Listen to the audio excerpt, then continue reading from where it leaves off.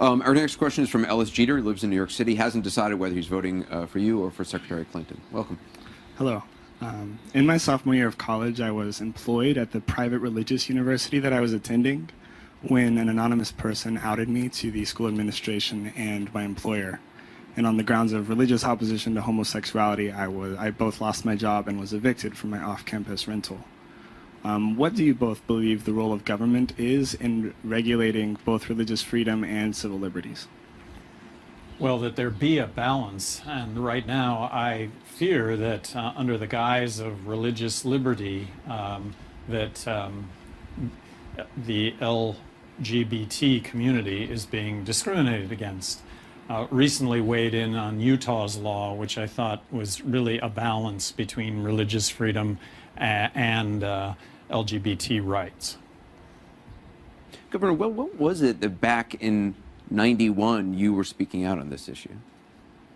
Well, I had worked a lot with the gay and lesbian community during the campaign, and one of my first executive orders, if not the first, was to confer visitation and bereavement rights upon gays and lesbians who were the partners of state workers.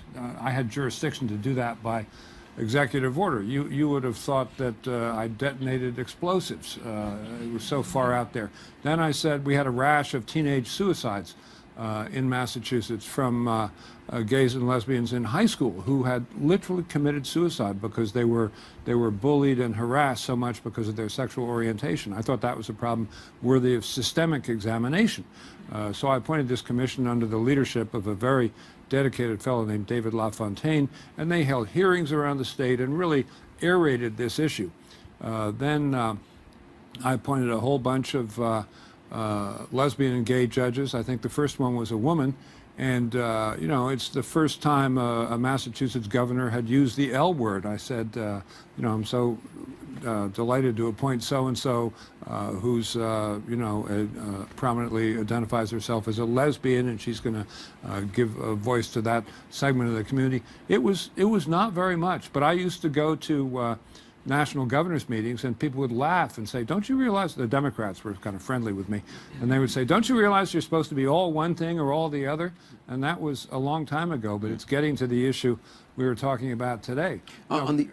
We don't think you have to be all one thing or all the other, and we think we're right in the middle because we're this mix of these views that we talked about. On the whole issue of religious freedom, Governor Johnson, you made a comment recently. You said, the full quote, you said, the objective here is to say that discrimination is not allowed for by business. I just see religious freedom as a category, as just being a black hole. What do you mean by that? Well, it's just that what is currently taking place with regard to religious freedom is the ability to discriminate against what I believe are the LGBT community. And there can be a balance, I think, between the two, but I don't want to support discrimination in any form whatsoever. So should somebody in a business who doesn't want to, you know, bake a wedding cake for a gay couple, should they be allowed not to bake that cake? I think that currently is the law, that they have to do that. Do they have to decorate the cake? No, they don't have to decorate the cake, but they have to sell the cake if the cake is for sale. And that's to you, that's the correct law? Well, to me, there should be no discrimination allowed, and I think that is the current law, that discrimination is not allowed. But I don't want to pass legislation that would allow for that kind of discrimination. We're going to take a quick break. More audience questions when we come back.